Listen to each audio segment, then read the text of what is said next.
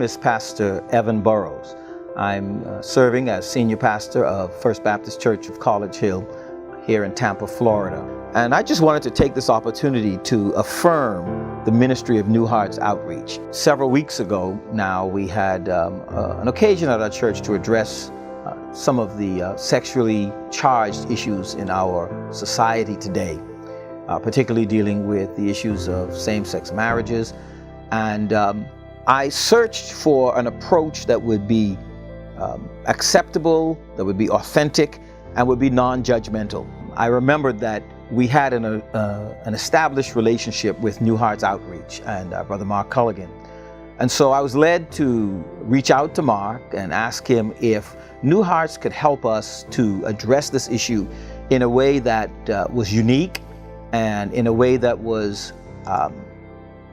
less in your face and more from an experiential point of view. We agreed upon allowing those who have been through it to come and share from their hearts what God had done in and through them. And so I believe the approach was the right approach. The response from our congregation was overwhelmingly positive.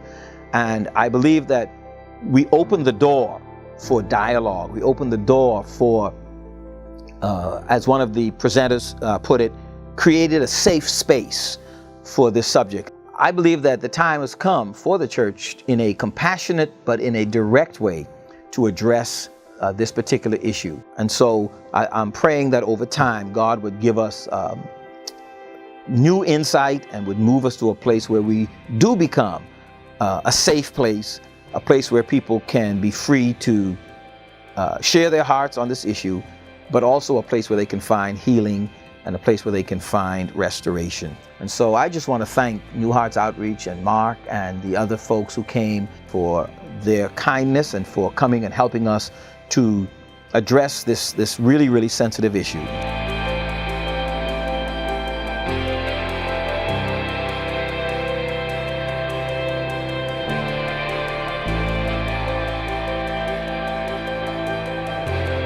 I didn't grow up in the church where you heard about Jesus all of the time, nor had I ever personally encountered a Christian.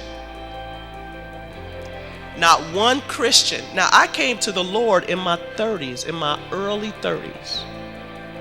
And in all that time, not one single Christian came and approached me to share the gospel of Jesus Christ with me. And to think about that still hurts today, because we have a culture of people that are living a life that God wants to bring more and do more in their life, but we won't even talk to them, or we talk to them the wrong way.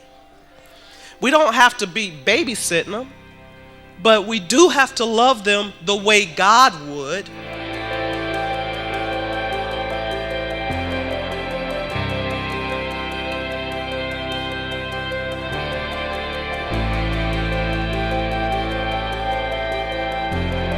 In our stories, a lot of times why people don't want to share is because there's no space in the church. There's no space in God's house.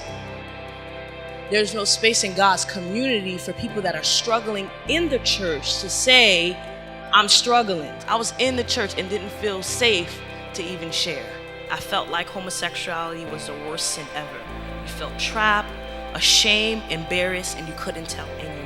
And so there's something about the foundation that Paul set is because it's happening within the church, not out of a place of condemnation, but out of a place of, we need to ask ourselves, is our church a place of vulnerability?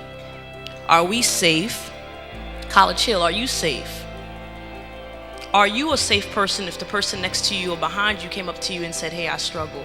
Can they actually come to you, or they're gonna feel condemnation? It takes a step.